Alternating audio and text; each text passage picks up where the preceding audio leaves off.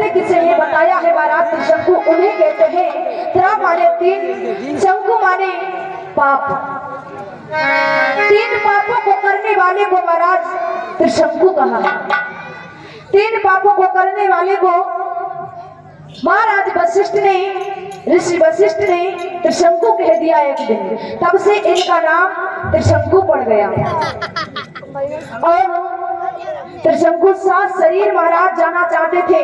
उनके पुरोधा महर्षि जो वशिष्ठ जो थे, इसके लिए मना कर दिया। इसके लिए मना कर दिया है त्रिशंकु को। तो महाराज इधर वशिष्ठ के 100 बेटों ने भी मना कर दिया। 100 बेटों ने भगवत त्रिशंकु के यज्ञ के लिए पुरोहित बनने से मना कर दिया है। पर इधर त्रिशंकु को भी श्राप दे दिया। और जब वशिष्ठ ने विरोधी महर्षि विश्वामित्र ने देखा है कि त्रिशंकु पर ऐसा पाप हो रहा है, तो विश्वामित्र ने तरस खाकर के महाराज उन्होंने उनके लिए यज्ञ करना प्रारंभ कर दिया। जब उनके लिए यज्ञ करना प्रारंभ किया है तो त्रिशंकु धरती से स्वर्ग में उठने लगे।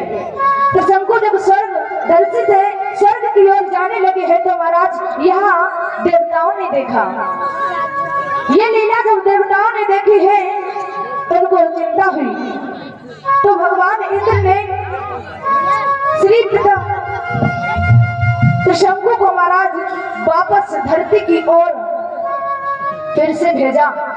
लेकिन इधर महाराज विश्वामित्र की शक्तियों के द्वारा, उनकी वजह से वो नीचे नहीं आ सके।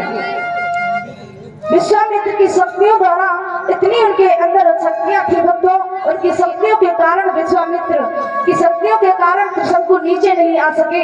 इसलिए महाराज स्वर्ग की रचना इधर त्रिशंकु जो थे अंतरिक्ष में उल्टे उल्टे लटक जाते हैं। तो त्रिशंकु उल्टे उल्टे लटक गए हैं तो विश्वामित्र ने अपनी शक्तियों से एक नए स्वर्ग की रचना की है। जब विश्वामित्र ने अपनी शक्तियों से नए स्वर्ग की रचना की है तो महाराज तभी से त्रिशंकु नक्षत्रों के बीच में उल्टे लटके हुए हैं। इधर बताया जाता है इन्हीं के पुत्र हुए हैं हरिश्चंद्र महाराज त्रिशंकु के।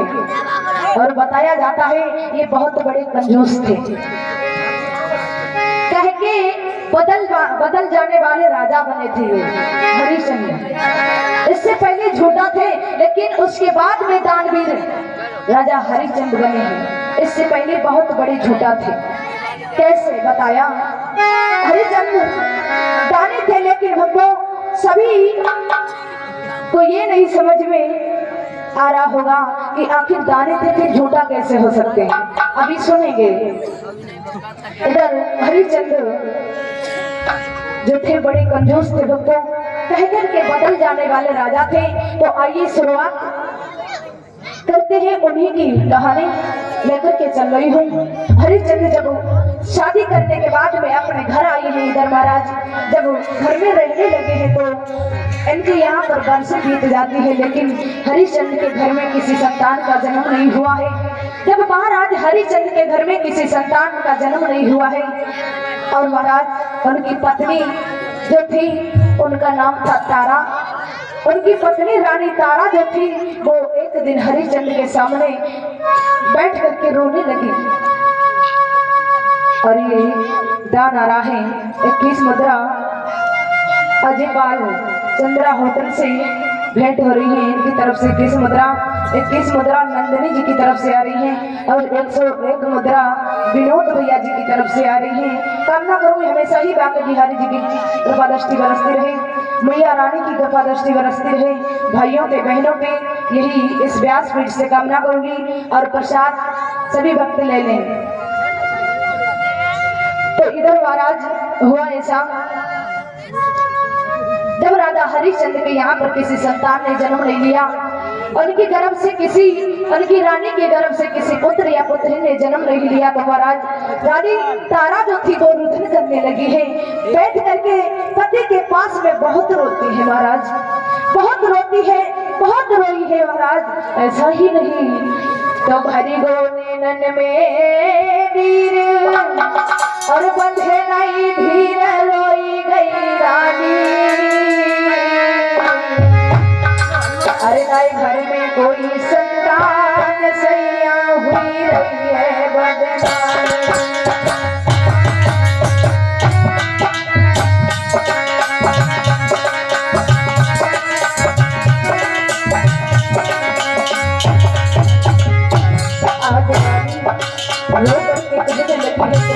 अब क्या होगा हे स्वामी, हम दोनों की जिंदगी कैसे कटेगी और रो करके कहने लगी है हम कहाँ को जाए किसको जाए किन्हें सुनाए दुख की कहानी दुख की कहानी। अरे मेरी कैसे रोज लगी महारानी।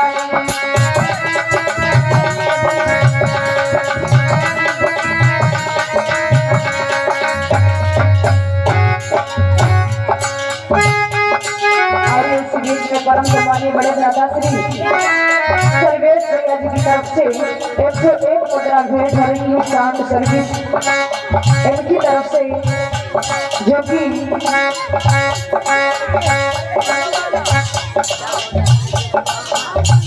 जो कि भक्तों ये दाता इस संसार में नहीं है। उनकी तरफ से 101 मुद्रा भेंट हो रही है। कामना करूंगी जहाँ कहीं हो इनकी आत्मा को प्रभु शांति प्रदान करे। अरे कहाँ गए किस जाए किन्हें सुनाए दुख की कहानी दुख की कहानी।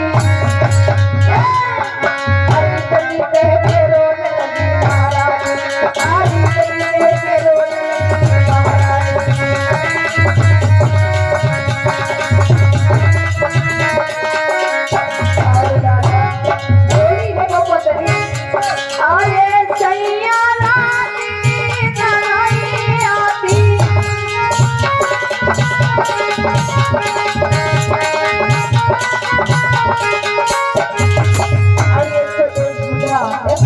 मुद्रा परम सम्मानीय शुभम भैया जी की तरफ से भेंट हो रही है। जो ग्राम नेट हासिलपुर से आए हुए हैं। हमेशा ही डॉक्टर बिहारी जी की माता रानी जी की कृपा भाई के ऊपर बरसती है। आज रानी तारा बोली है, कहने लगी स्वामी हमें तो रात दिन नींद नहीं आती है, इसी के बारे में सोचती रहती हूँ। बोली अरे सैया रात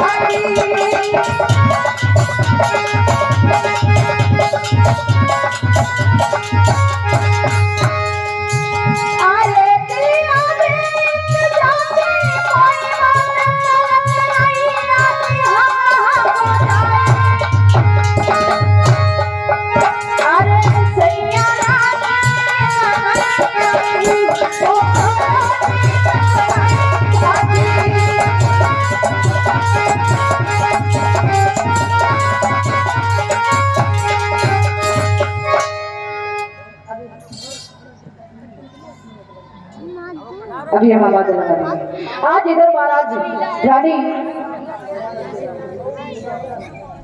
इधर महाराज हरिश्चंद्र से रानी तारा रोदन करते ही बोली है, कहने लगी स्वामी हमें तो इस बात के पीछे बड़ा ही दुख है और महाराज कैसी कैसी बातें करते हैं सब लोग जाने, कैसी कैसी हमारी तो सुनी नहीं झुकती है।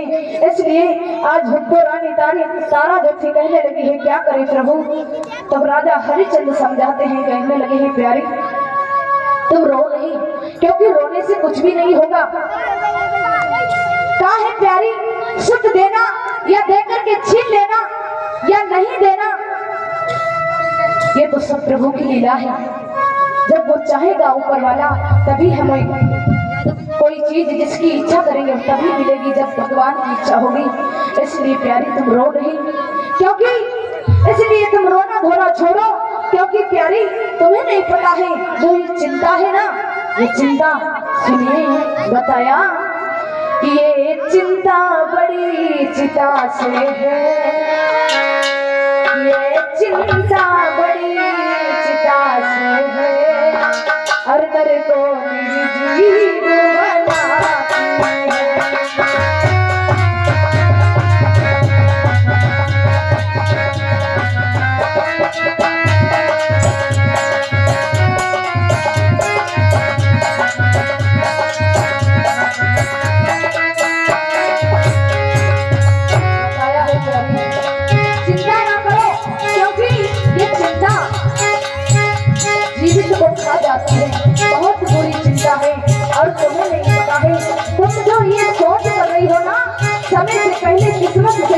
किसी को कुछ भी नहीं मिलने वाला है। इसलिए प्यारी ये चिंता बड़ी चिंता से है, ये चिंता बड़ी चिंता से है, और नर को निर्जीव बनाती है, और समझो मुर्दा को चिता जलाती है, चिता जीवित को पाती है।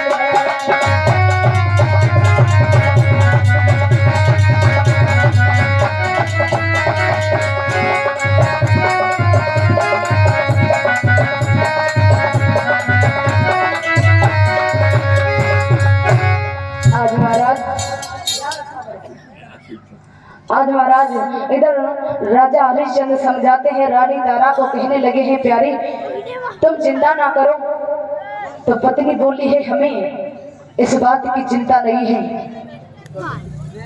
अरे मैं इसलिए नहीं रो रही हूँ कि हमें बालक दे दे हमेशा के लिए। अरे प्रभु से मैं यही विनती करती हूँ, अरे हमें बालक मेरे हो जाए, बेशक भगवान तुरंत ही छीन ले। जो ये बात सुनी है तो राजा हरिश्चंद्र कहने लगे हैं, गाड़ी में प्यारी कैसी बातें कर रही हो? अरे पुत्र देगा तुरंत वापस हो जाएगा, कैसा लगेगा तुम्हें?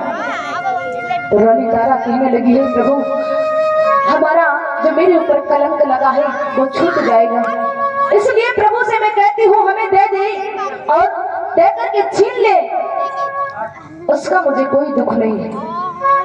आज इधर हरिश्चंद्र भी समझा करके चले जाते हैं। हरिश्चंद्र एक तरफ बैठ करके रोते हैं, इधर वरुण देवता आते हैं, कहने लगे, हरिश्चंद्र कहो तुम किस लिए उदास बैठे हो? कहा है प्रभु मेरे घर में मेरी पत्नी तारा बहुत उदास है, बहुत रुदन करती है, मैंने इसे कितना समझाया लेकिन वो मेरी एक बात भी नहीं मान रही है। बोले कौन सी बात है जो रानी तारा रुदन कर रही है? तो महाराज राजा हरिश्चंद्र ने कहा है कि प्रभु मेरी पत्नी का कहना है कि पुत्र भगवान दे, और देकर के तुरंत ही छीन ले, उसका कोई मुझे दुख नहीं है। जो ये बात सुनी है तो हरिश्चंद्र की जब बात सुनी है, वरुण देवता कहने लगे हैं, अच्छा अगर ये बात है तो एक शर्त है, बालक तो हो जाएगा। बोले कैसे होगा? कहा है कि बालक तो तुम्हारे यहाँ हो जाएगा, लेकिन उसे पैदा होते ही हमारे यज्ञ में चढ़ाना होगा। तो महाराज जब यज्ञ का नाम सुना है तो हरिश्चंद्र कहने लगे हैं, ठीक है कोई बात नहीं है। तो भक्तदेव इधर हुआ ऐसा, वरुण देवता की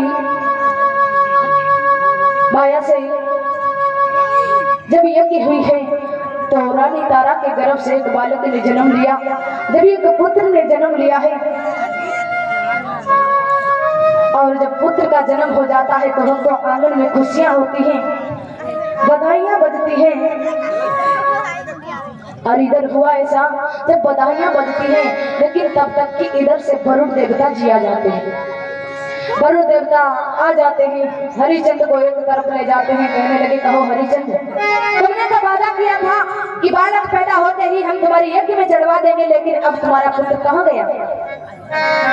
तो राजा हरिश्चंद्र हाथ जोड़ करके कहने लगे, प्रभु आज 2-3 दिन के लिए तुम रुक जाइए, थोड़ा समय हमें दीजिए, हम पुत्र को जरूर दे दूंगा तुम्हें। कहा है अभी तो बालक ने जन्म लिया है, अगर माँ की गोदी से पुत्र को हटा लेंगे ना तो उस माँ के ऊपर क्या गुजरेगी, इसलिए 2-3 दिन रुक जाइए। हरिश्चंद्र की बात सुनकर के वरुण देवता 2-3 दिन फिर रुक जाते हैं। फिर आते हैं हरिश्चंद्र के पास में वरुण देवता थोड़े समय के बाद में। कहा हरिश्चंद्र कहो कहाँ है बालक? तुमने अभी कहा था, अभी तुम भूल गए इतनी जल्दी? बोले भूले नहीं है प्रभु। कहा है अब थोड़ा और रुक जाइए। बोले क्यों? कहा है अभी मेरे बालक के दूध वाले दांत नहीं निकले, मेरे पुत्र के दांत नहीं निकले। तो कहा है ठीक है, तुम्हारे दांत निकल आए पुत्र के तब ले जाएंगे। तब चले जाते हैं वापस, फिर आते हैं महाराज, फिर पूछते हैं वरुण देवता, कहने लगे अब दोगे कि नहीं दोगे? तो हरिश्चंद्र बात बदल के कहने लगे, प्रभु